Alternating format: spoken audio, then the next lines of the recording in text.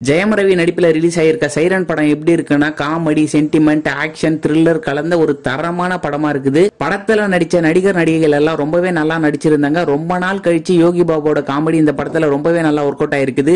என்ன ஒண்ணு கீர்த்தி சுரேஷோட கேரக்டர் மட்டும் வேற யாருன்னா கம்பீரமான ஆள் பண்ணியிருந்தா நல்லா இருக்குன்னு தோணுச்சு. அந்த கேரக்டருக்கு ஏற்ற கம்பீரம் அவங்கள பார்க்கும்போது இல்லையோன்ற மாதிரி தோணுச்சு. படத்தோட கதையை பத்தி பாத்தீங்கன்னா ஜெயம் ரவியோட ஒரு பர்சனல் ரிவெஞ்ச் ஸ்டோரி தாங்க இந்த கதை. ஆனா இந்த படத்தை எவ்வளவு சுவாரஸ்யமா எடுக்க முடியுமோ அவ்வளவு சுவாரஸ்யமா எடுத்திருக்காரு டைரக்டர்.